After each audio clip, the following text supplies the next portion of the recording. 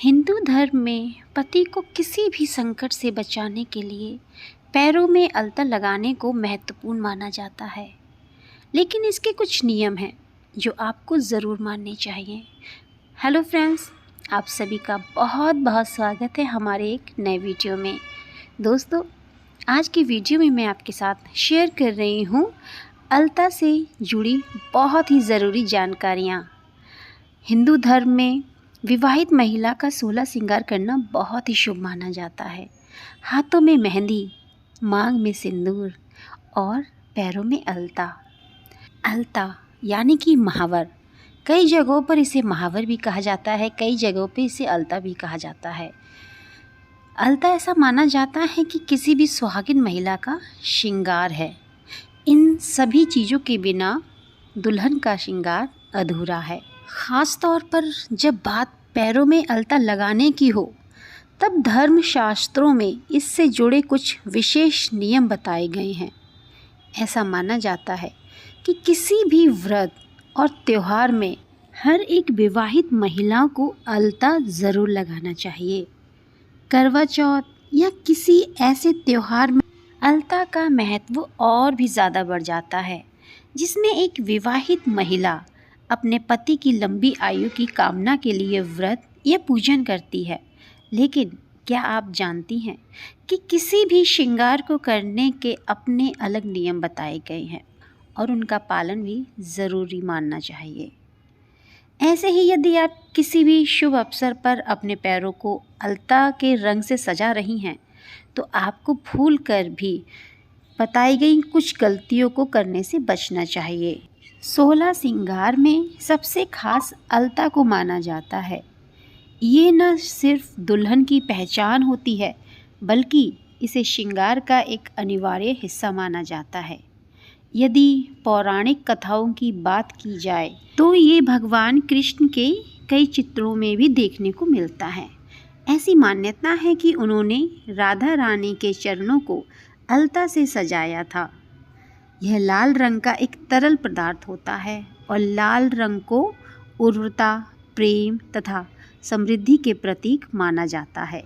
मान्यता है कि जो भी स्त्री इसे पैरों में लगाती है, उसके सौभाग्य में वृद्धि होती है और पति के साथ संबंध मजबूत होते हैं।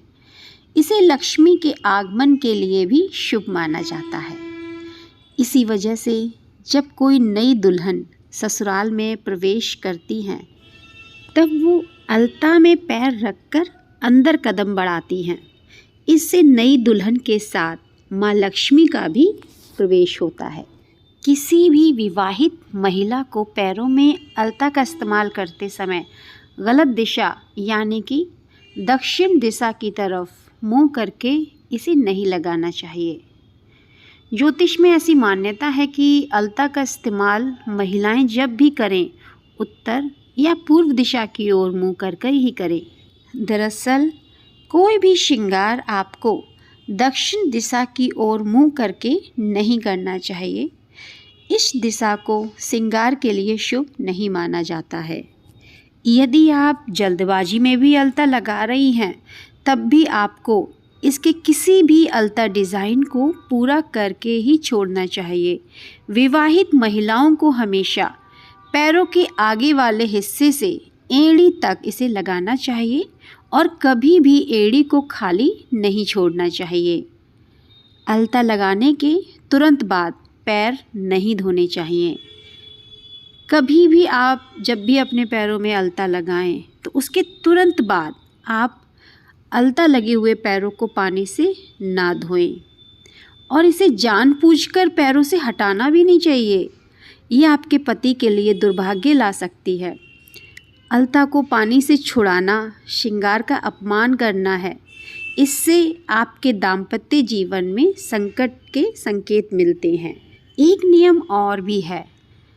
मैं इस नियम के बारे में आपको बता ज़रूर रही हूँ, लेकिन यह नियम मानना आपके ऊपर है, क्योंकि जो नियम मैं बता रही हूँ उस नियम को मैं नहीं मानती हूँ, और क्यों नहीं मानती हूँ वो मैं आपको वीडियो के अंत में ज़रूर बताऊँगी।